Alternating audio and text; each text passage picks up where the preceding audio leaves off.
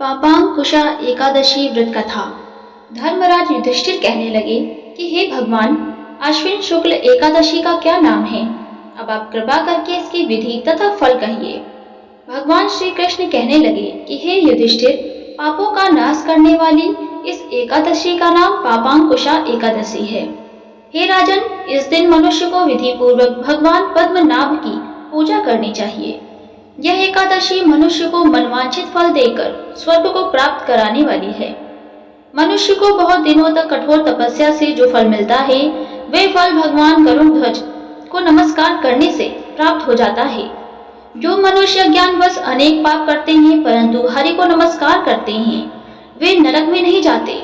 विष्णु के नाम के कीर्तन मात्र से संसार के सब तीर्थ के पुण्य का फल मिल जाता है। जो मनुष्य शाल धनुषधारी भगवान विष्णु की शरण में जाते हैं, उन्हें कभी भी यमयातना भोगनी नहीं पड़ती।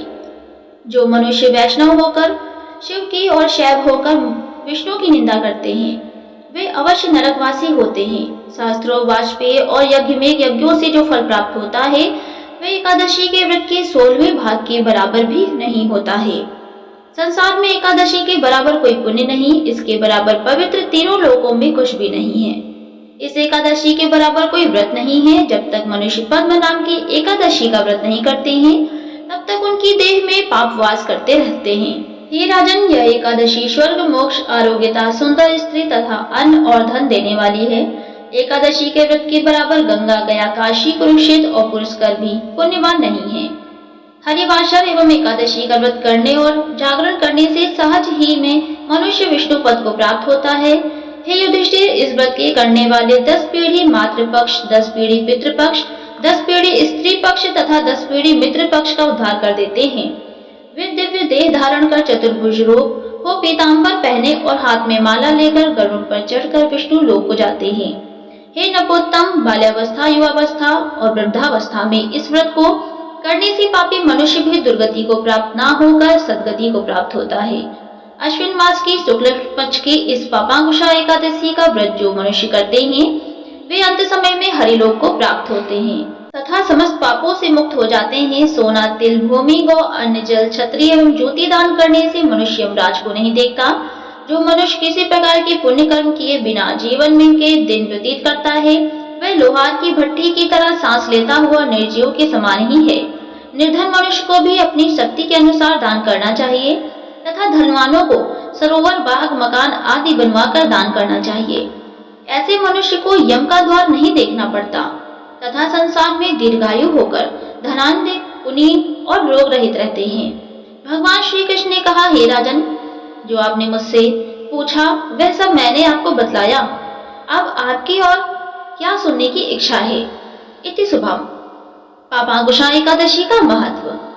अर्जुन कहने लगे, हे जगदीश्वर, मैंने अश्विन कृष्ण एकादशी अर्थात इंदिरा एकादशी का सविस्तार वर्णन सुना। अब आप कृपा करके मुझे अश्विन कुमार मास के शुक्ल पक्ष के एकादशी के विषय में भी बतलाइए। इस एकादशी का क्या नाम है तथा इसके व्रत का क्या विधान है? इसका व्रत करने से किस फल की प्राप्ति होती है? कृपया ये सब विधान पूर्वक कहिए।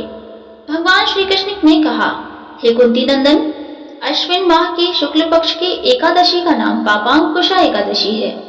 इसका व्रत करने से सभी पाप नष्ट हो जाते हैं तथा व्रत करने से अक्षय पुण्य का भागी होता है। अश्विन शुक्ल एकादशी के दिन इच्छित फल की प्राप्ति के लिए भगवान विष्णु का पूजन करना चाहिए। इस पूजन के द्वारा मनुष्य को स्वर्ग लोक की प्राप्ति होती है।